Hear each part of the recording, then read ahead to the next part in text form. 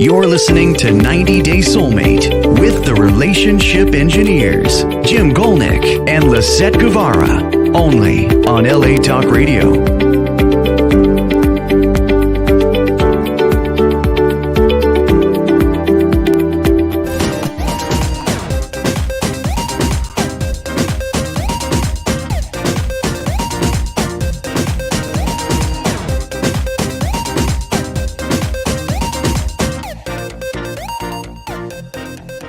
Welcome to 90 Day Soulmate with Lisett and Jim. Today, we're talking about self-sabotage. It's chapter 3 from the book, 90 Day Soulmate. So we're talking about subconscious sabotage, where we unconsciously may be sabotaging relationships and or our attempt to get in them, right? So maybe we're avoiding trying to get into a relationship, or we're in a relationship and we're avoiding intimacy. Yeah, or avoiding do some kind of good or healthy relationship. Yeah.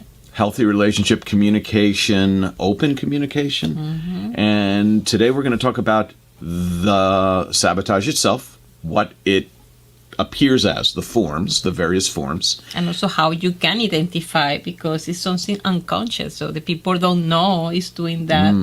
And sometimes it's really red flag for your relationship. Right. If your life was a movie, there'd be people watching you and how you communicate in your relationship, how you communicate with others, and they would be going, oh, look at that, red flag, or green flag. Yeah. And it's interesting because I know many people, they have this kind of, behavior, and then they don't see that. So what are you talking about? Most you talking and explain, hey, you sabotage yourself, and the people say, no, This is my way, this is how I am, etc.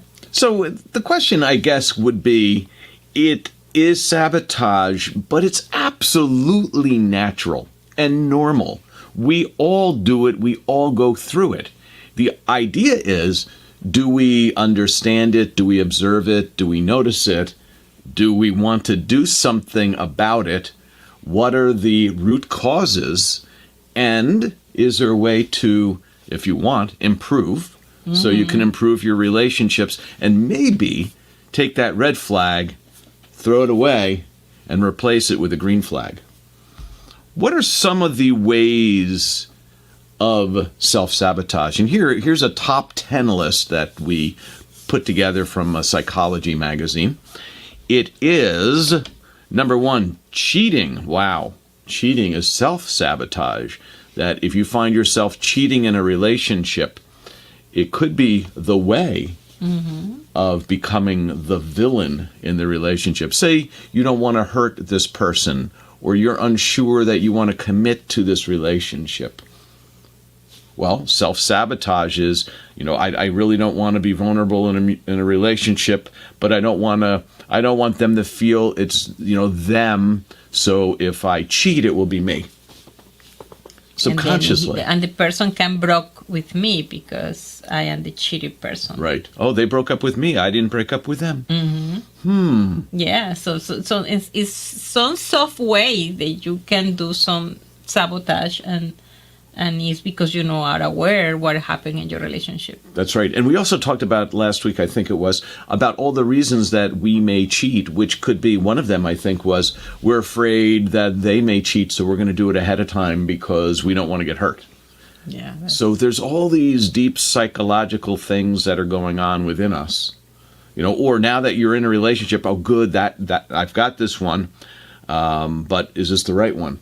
Or I have to looking for something in other because this person don't provide 100% what I want. So this is the reason they have other relationship. Try to fit or balance your expectations. So that is something that they're really romantic, sabotage, but they're smart. They have a good job, but they go on trips and travel. So if I can be with all of them. Everybody know each other and the same day. We have a reunion. Exactly, or your soulmate together. Oh my gosh. So the next one would be lack of commitment. When a relationship progresses to where it would usually be defined but nothing is spoken or agreed. So you've been going out together with somebody for, I don't know, a few months, a few weeks, and you're starting to get intimate with the person. You're sharing a lot of information.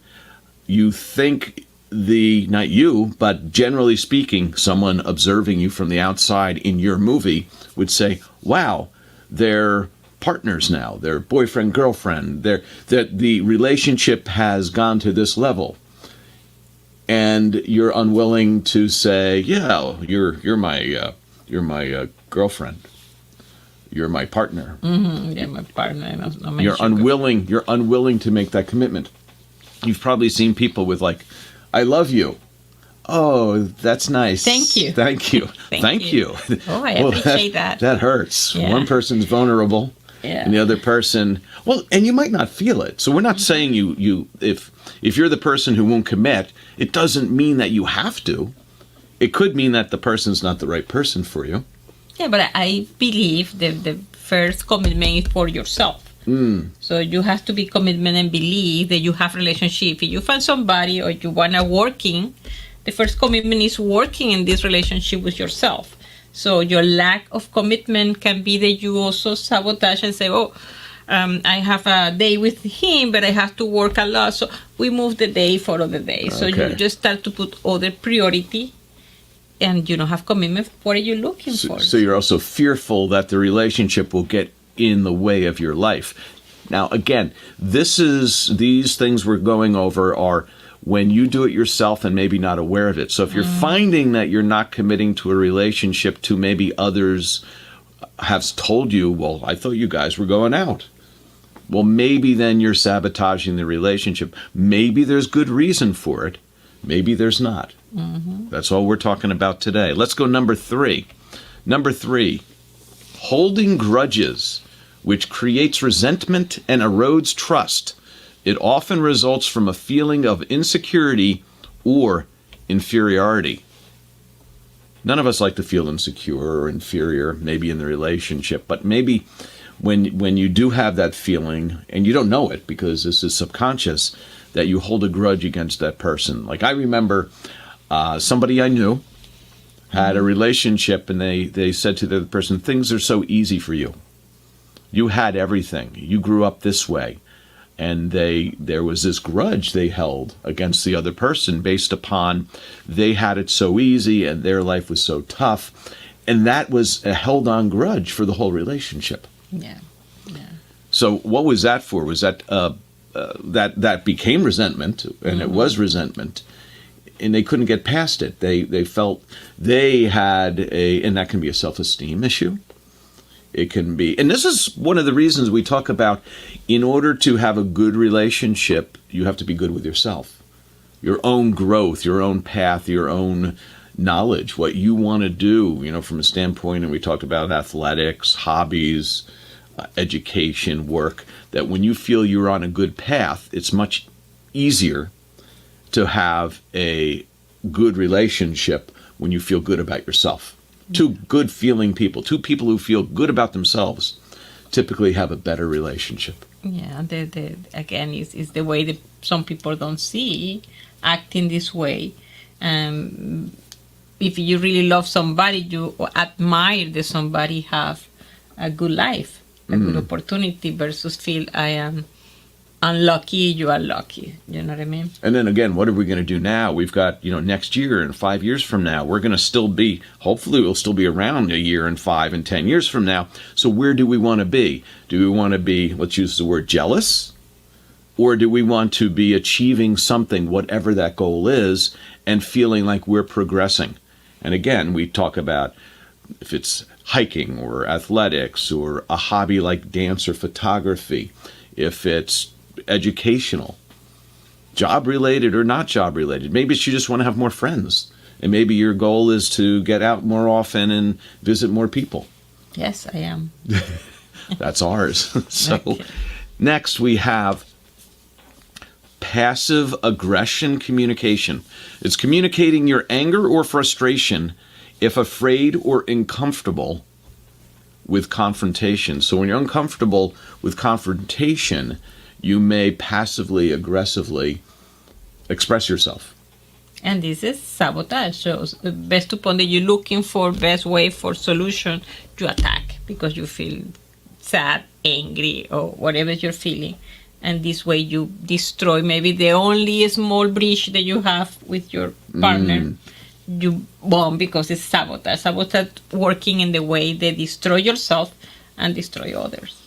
So, for instance, if I always leave my shoes out, and Lisett just says she's going to stop saying anything about it, but next time I do that, she's just going to take my shoes and throw them out so I don't know where they are. And then she's going to gaslight me and go, what are you talking about? Where are your shoes? I don't know where your shoes are. Now, is she sabotaging? No, I'm teaching you. She's teaching me a lesson. In the soft way. Yesterday you do the job for create a furniture. Yes. And then you put your shoes there. So, and this way you never throw up the shoes. Which is interesting, which is an interesting way to address it. Instead of bringing up where you're putting your shoes, you need to put them away. Hey, why don't we go and build this new thing? I've got a construction project. It will look nice. Da-da-da-da-da. We build it, and then I realize, wait a minute. It's for me to put my shoes. And guess what? I'm just realizing it here now on the show. Oops. Okay, commercial, please, commercial. Oh, no commercials, no commercials. Number 5, withholding gratitude. It from the other person, it negates bonding and is inversely related to relationship longevity. So if you find yourself not thanking your partner, like, hey, thank you for bringing me the cup of coffee, or really appreciate us going out the other night, I really enjoy going out with you. And you may say, well, they understand it. They know we're in a relationship. They know I'm appreciative. Well, expressing gratitude is actually a non-sabotaging way, as opposed to when you withhold gratitude, it's almost like, oh, I expect it. At least the person may feel that way. So you may just think it's unspoken, and we're going to talk about where these behaviors come from. Mm-hmm. Because maybe you're like, oh, if you're in love, you don't have to tell the person. They know. They know we're in love. Yeah, you don't have to tell me. But that is a way. And also, lack of gratitude is directly proportional to shortening of a relationship. And also for yourself, the gratitude has to feel first, has to be authentic, because you can also become like, oh, thank you for put the book here. So that is lose value. Okay. Yep. So the first gratitude you have to thinking for yourself. I appreciate what you do for me. I appreciate. And then you got it. And when you say it's something that you're feeling versus that you do like the aromatic robot. Because, right. Puffery. Because I listen in the show, the 90 Day, they will have to say thank you for everything. And I remember one show in office, you remember when Penn and Jim went to the psychology. And they start to thank you for everything. Yes. So in this way, thank you for bringing that up, Lisett. That was a fantastic point. Yeah. So that is something that we need to be careful and feel for yourself. Because so genuine. Be genuine. Yeah. Puffery. If you're familiar with the term puffery is like a sales thing where you're like, oh, you guys have the best company. You guys you're so smart in what you do, and you're laying on this just stuff. People actually like it. Yes, but over time, you're like, you know what? They're disingenuous. I don't trust them. Mm-hmm. So puffery is not genuine. No. And also it's working for yourself. So expect that my soulmate or my partner not say thank you for it. No, that's this.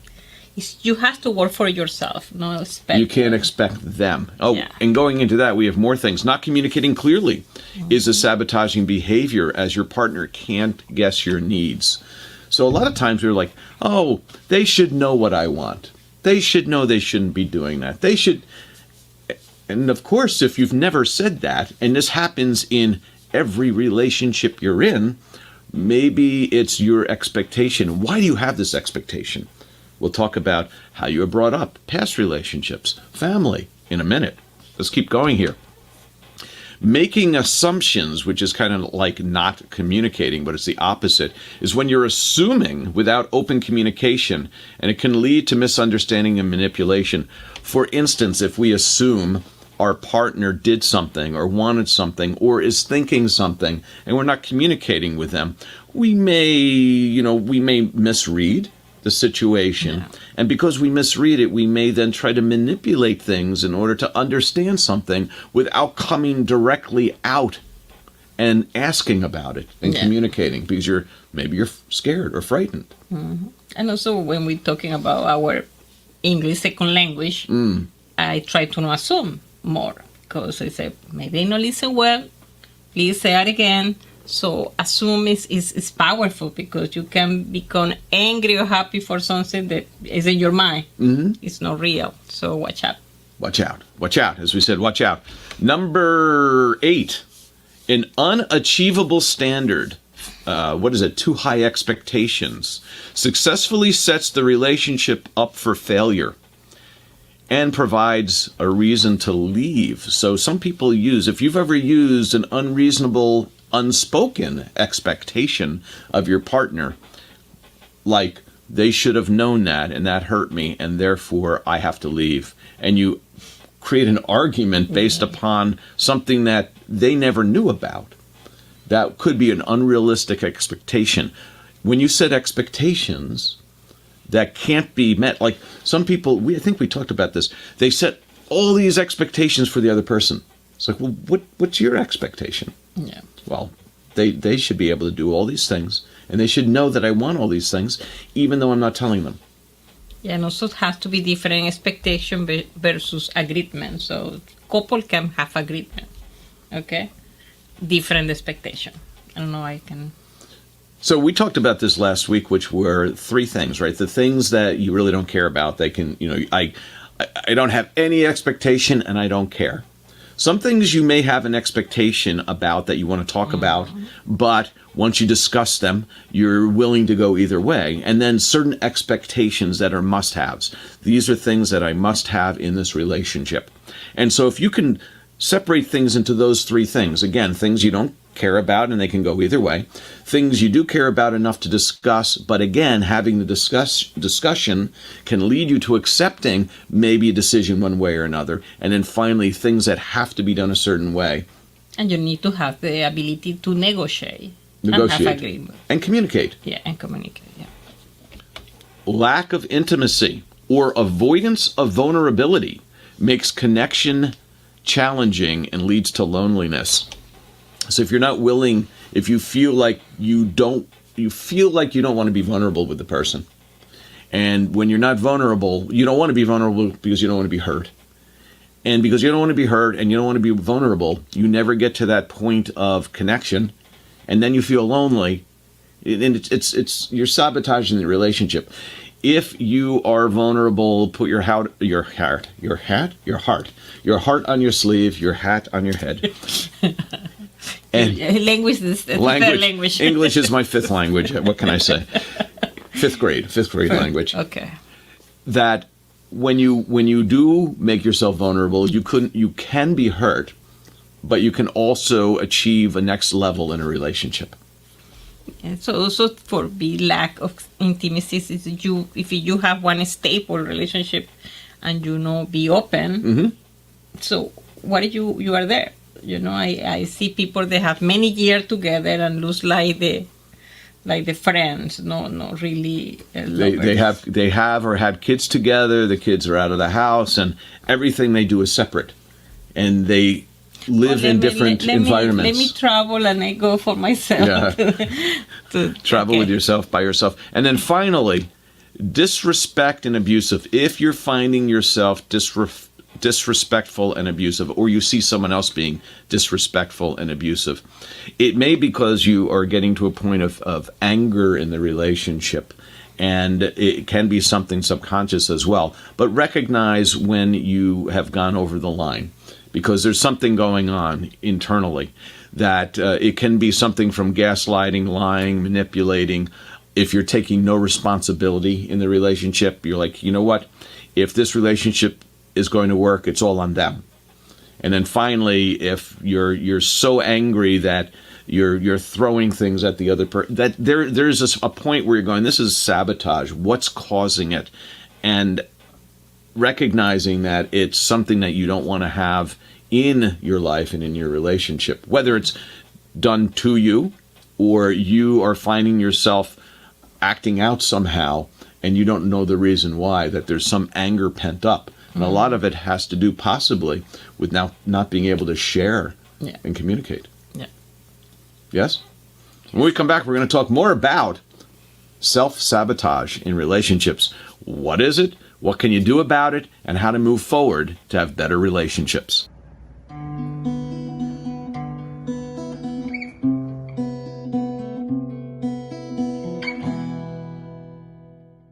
90 Days Soulmate is brought to you by 90 Days Solutions. Today we're talking about self-sabotage. Let's get right into the importance of it and the recognition of what it is.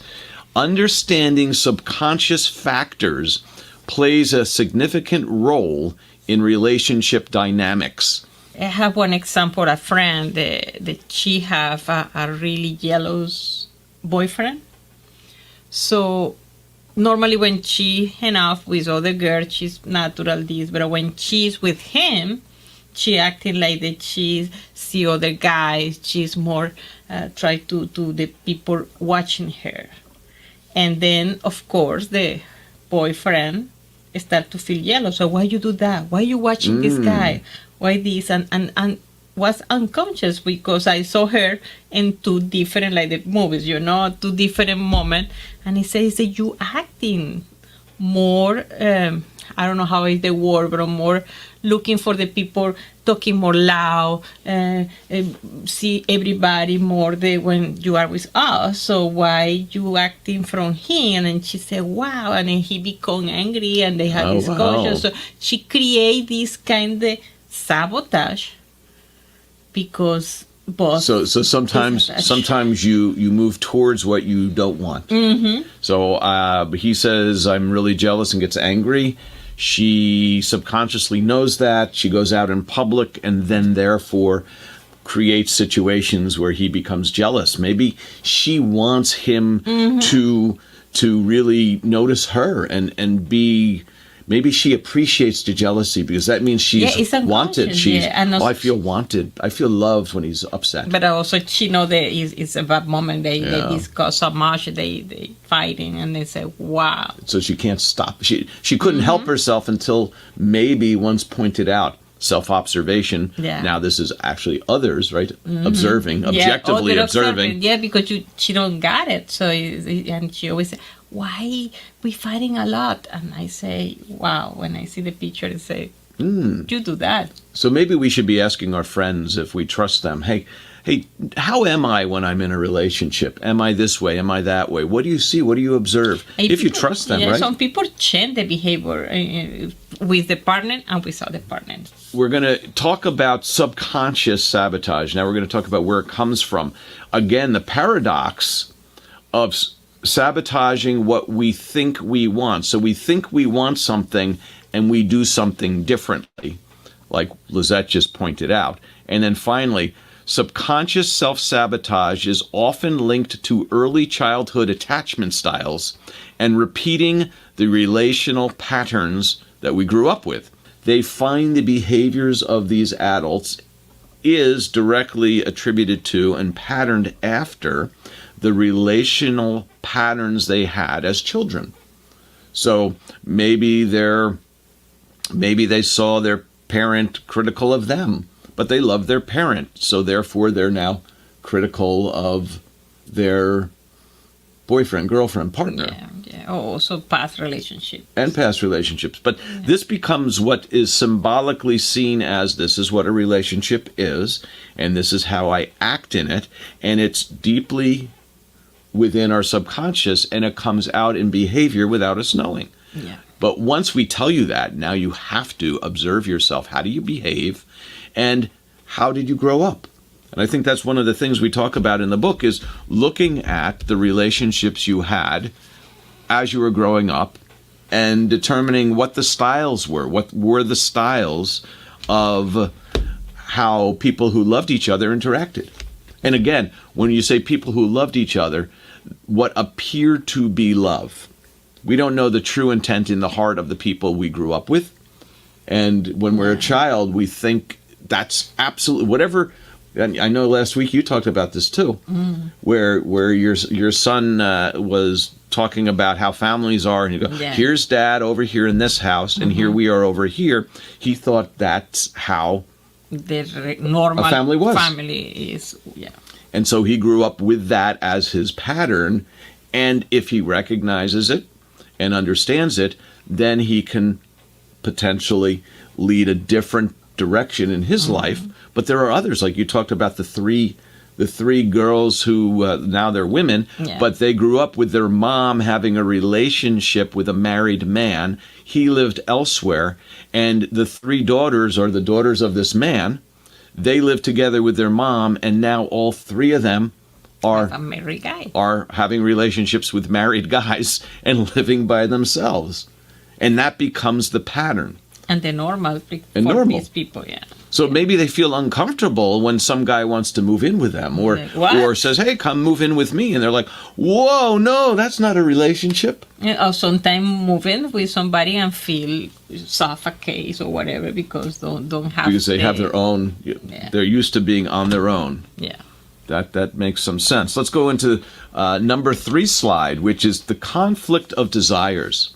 We have an internal conflict between wanting a relationship and enjoying the single life. That could be self-sabotage, right? When you want a relationship and you also enjoy a single life. Subconsciously, we may shape our conscious choices, what we do and how we act in the relationship. Also, the additional point being conflict can lead to relationship ambivalence, meaning when we have a conflict between what we think we want and enjoying a single life. This actually is like that cognitive dissonance where we think we want something, but we're acting a different way. Now we can't make up our mind, so we become really ambivalent. We really don't care about the relationship that much because we're unsure, and subconsciously it just somehow doesn't feel right. Yeah, that is a really big issue. This is another. So this continues on with that same feeling. When you have the fear of losing independence and you then have a hesitance to fully commit in a relationship. So fear of commitment is another reason we may self-sabotage a relationship. So these manifest in the relationship. Stemming from past traumas, these fears can lead to avoidance behaviors. So again, when past trauma could be is I lost my independence before, the relationship went badly when I lost my independence, now I'm in a relationship again. I don't actually consciously think about it because I love the person, but subconsciously I know how I had a bad relationship when I wasn't independent, and I was so happy when I was independent, and so therefore you sabotage this relationship and you don't know why. Next, subconscious protection versus hindrance in connections. Oh, I love that. I'm going to pop right out of that. So our subconscious mind wants to protect us because it's programmed to do that. It's a real good system for protecting us from harm, which means we automatically do things. Our biases and fears and all that are deeply down there, and they're meant to protect us from harm. So is our subconscious protecting us, or is it hindering connection in a relationship? Can it be doing both? We don't know it because we're really not analyzing our subconscious. But what we think is something that our subconscious takes all our past information or past patterns, and it boils up into behavior without us really thinking about it.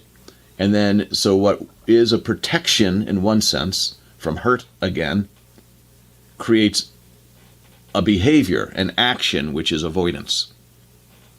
So how the people can see the difference? Well, how we can understand how our subconscious influences our selection of partners is if we understood that. Well, I guess number one is we have to understand what our subconscious is doing. And one way is to understand our own patterns, which means let's dive deep.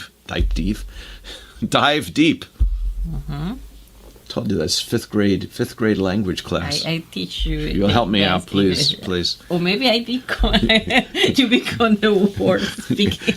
Thanks, Copy baby. me. Thanks, baby. So dive deeply into our own patterns by recognizing them. And once you recognize the patterns, you can do something about it, right? So when you recognize your fear, you can address it instead of avoiding. And we avoid our subconscious because maybe sometimes we're scared of what we really think down deep.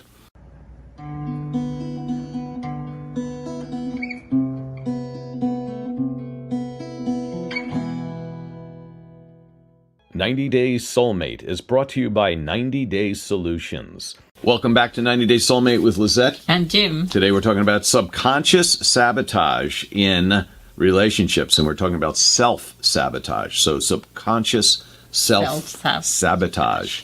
Yeah. A tongue twister. In 90 days. 90-day tongue twister. Here we go.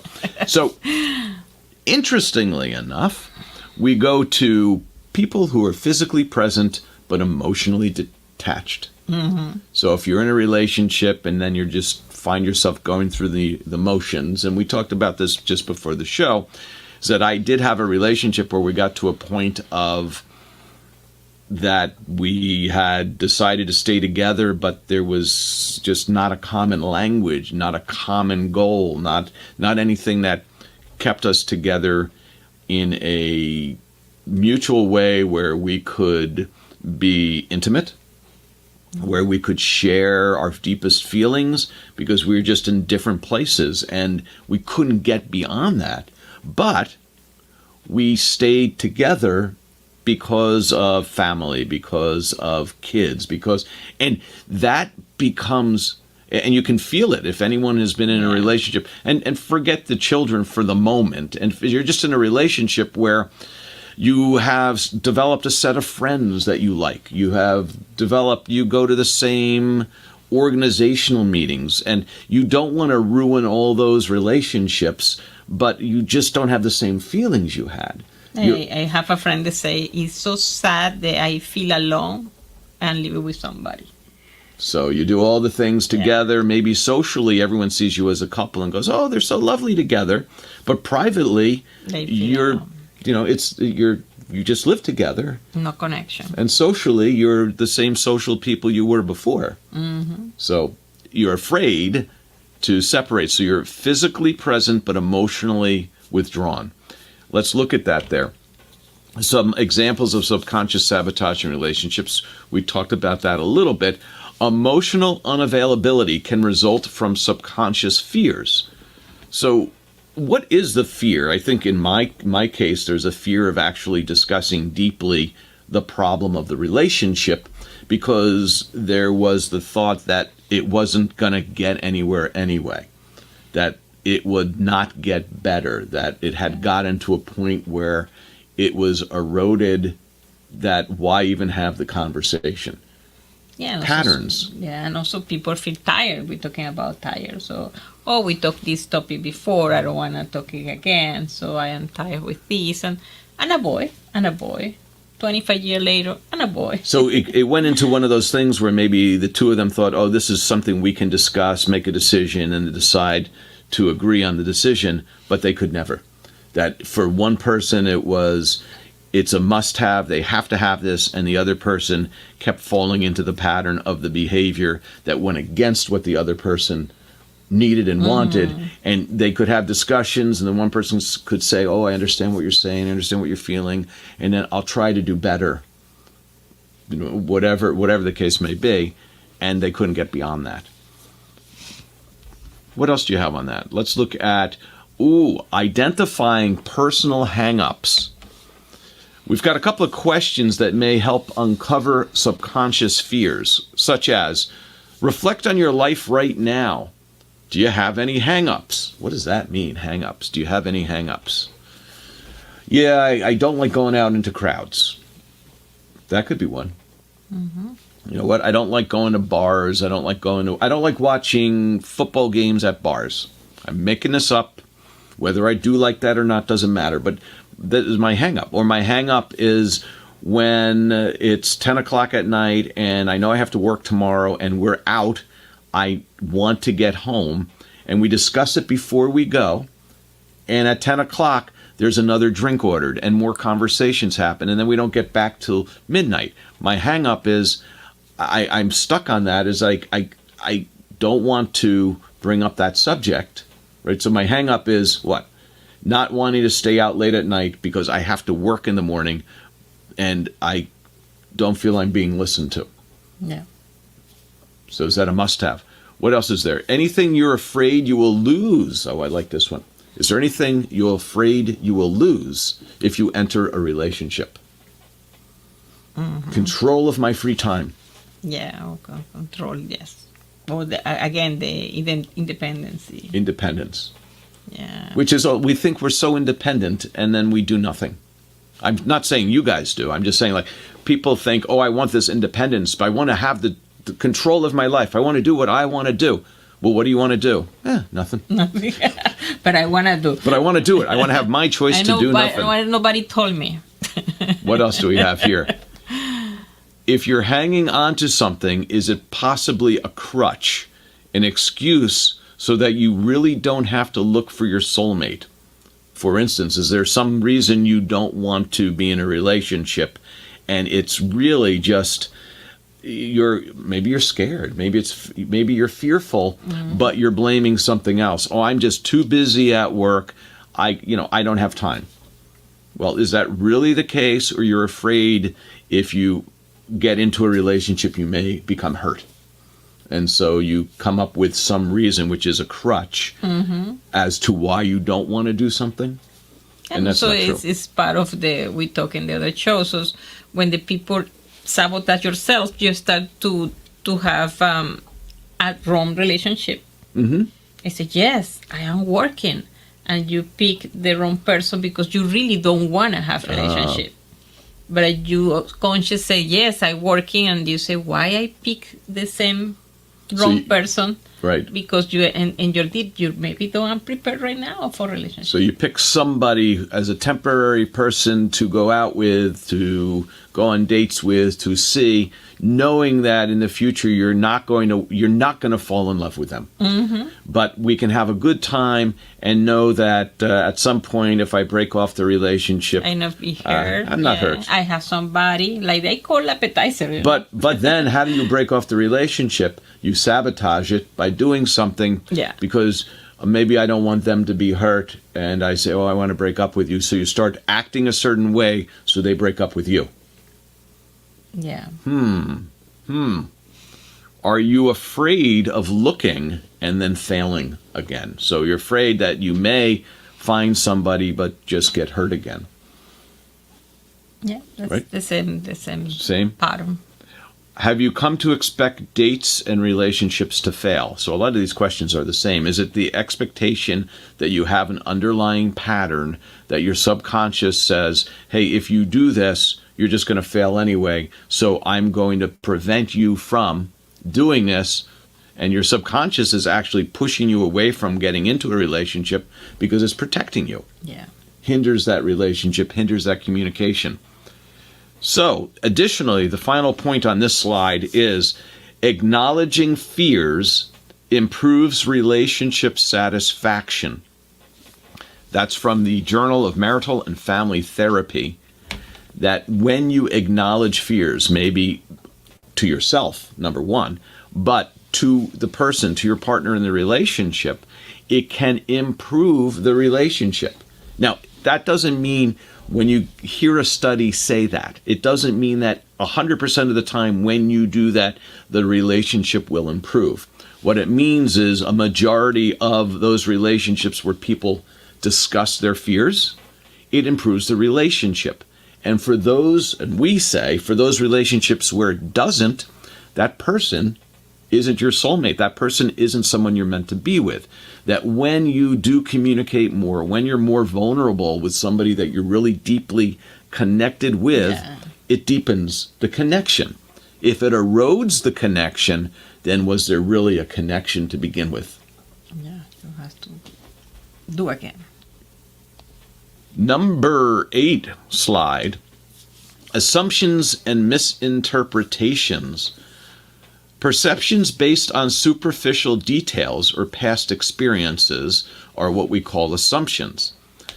The dangers of assumptions in interactions, we'll talk about that, and the additional point here is assumptions are common barriers to relationship communication.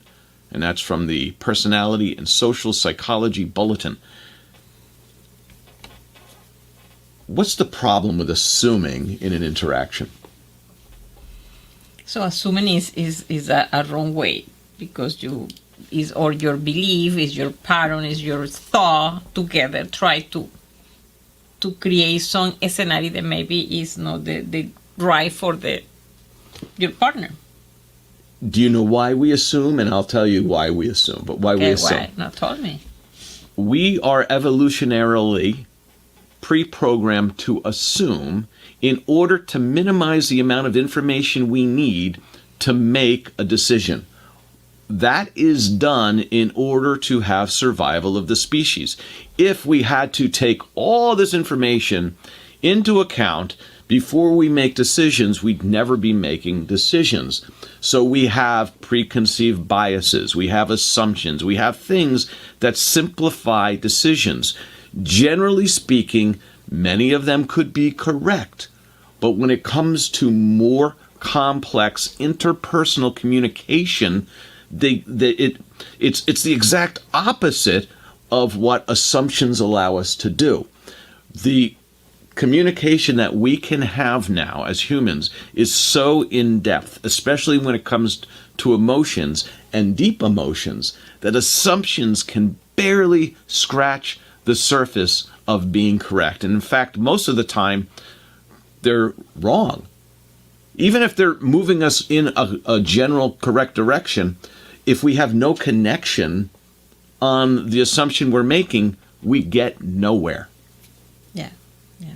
So, common barrier to relationship communication. If we just keep assuming what each other's going to say, then we don't have to say anything, right? Mm-hmm. Yeah. Yeah. You got it? No. You know what I'm saying? No. You know? I don't understand. Which actually goes back to our original communication that Lisett and I had, where if we were talking about something and I said something incorrectly or said something that might be hurtful, Lisett would say, No entiendo, señor.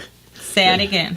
Say it again. I don't understand what you're saying. Then I had to think about it, because she could assume what I'm saying because maybe I said something incorrectly or wrong. But down deep, I really maybe didn't want to say what I said. And I said it without thinking. And I said it from the top of my head because the subconscious pushed out something through my conscious without me really being able to internalize and say the right thing. And then I touch in here, you lose the conscious, and the next day we are happy. I'm here again. How did this happen? Oops. Baby, can you get me out of the basement? Sometime, depending on the age. Let's go on to our next one here. If we have all these sabotages that we do and others do in relationships, what are some strategies to overcome sabotage? That's a good point. The number one thing is the importance of self-observation and empathic communication, empathy in our communication. The self-observation we talked about, are your friends in a position where they can observe you and maybe give you some tips on how you're behaving in relationships and how you may act differently in the relationship than you do with them? The other piece of that is, who knows yourself better than you do? Or who should know yourself better than you do? Yeah. And doing the self-observation where you do get a book like this or a dozen other ones on analyzing your relationships, your upbringing, how you grew up with your parents and what their relationship was like, your friends, and how that if you took a look at your past relationships and your upbringing, you could recognize the patterns that are inherent in you. And then once you see them, you can approach those without fear. Yeah. Rather than just letting them take control of your life, is once you see, it's not easy. Right? It's not easy, but you need discipline. So you have to really observe yourself also in the emotional moment, and that is the easy part. What I always found funny is we would do a seminar and we'd have people come in and we'd have a page and say, what do I want in a relationship? And we'd give people 5 minutes to just start writing down stuff. And after 5 minutes, how many people would actually write anything on the paper? I don't know. I don't know what I want. Yeah. Now, how many people, if you said, name a past relationship where something went wrong and write down what went wrong, everyone all day long could write down a past relationship, what went wrong, past relationship, what went right, what did they like about the relationship. They know that stuff. They also then know about their family history. They know about their parents and how their parents got along with relatives and guardians. That they know that stuff. That is the number one insight into yourself. You may not know what you want, but if you don't know what you want, your subconscious, which has been programmed with all these patterns, will push you in the direction that it wants if you don't know what you want. If you know what the subconscious wants based upon the patterns and programs, you can then go, hey, is that what I want or not? And you can either move towards those patterns or away. And once you know what those patterns are, it really gives you insights into what you want. Yeah, definitely. I think that's a huge tip. Wow. You like that? I love it. Oh, good. We'll have to work on it. So the role of asking questions for genuine understanding of yourself and of your partner. So that's very important. The additional point on this slide is empathic communication and self-awareness practices overcome subconscious barriers. That's from the American Journal of Family Therapy. Again, self-awareness will help you overcome subconscious barriers by understanding them and then either accepting them or moving away from them. Very powerful. Mm-hmm. What else do we have here today? Number 10. This is the last one. Summary of understanding and countering subconscious sabotage. So again, the summary is once we understand that there are things we do that create actions that are coming from our subconscious and they're sabotaging our relationships, once we understand that those things are things that are within our control, we first have to observe what those may be, understand the reasons for them, and then understand our ability to change them and redirect our behavior based upon what we want in the future. And is it what we had in the past, or is it something different for the future? Yeah. We encourage self-discovery, understanding yourself, understanding your relationship, and genuine communication. Yeah. Also, genuine communication with yourself first, and then with others. Self-communication, self-programming, what is it called? Unbrainwash yourself from your past patterns. Yeah, definitely. Self-discovery and emotional intelligence foster healthier relationships. That's from the Journal of Research and Personality. Again, self-discovery and emotional intelligence, being able to take your emotions and go, how do I manage my emotions to get the best result out of this current situation? Because most of our situations with our partners have an essence of emotion in them. And by being able to recognize our emotion, our partner's emotion, the emotion of the situation, and managing all that for a better outcome is very important for a healthy relationship. Finally, moving forward, there are 3 steps to diffuse sabotage. Number 1, we talk about don't assume. Don't assume, because when you're assuming, you're taking the absence of information and you're making it up. You're making up the reason for it, right? So there's nothing there. You don't know what it is, and you make up a reason. Number 1, you're remember, assuming is a biological evolutionary trait that allows us to take a lot of information, ignore it, and try to make quick decisions based upon assumptions. That's not a good practice for relationships.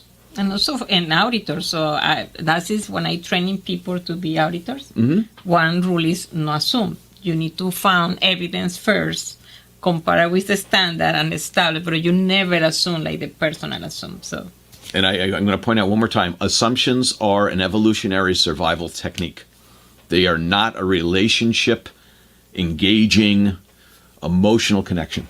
Mm-hmm. Number 2. Use objective self-observation. That makes sense. Objectively observe yourself. And then finally, empathic communication. Connect deeply with the one you love, the people in your life that you want to get closer to, that you need to, one, don't assume, know yourself, and then deeply connect with the one you love. Thank you for listening to 90 Day Soulmate with Lisett and Jim. Have a great week. See you. You're listening to 90 Day Soulmate with the Relationship Engineers, Jim Gulnick and Lisett Guevara, only on LA Talk Radio.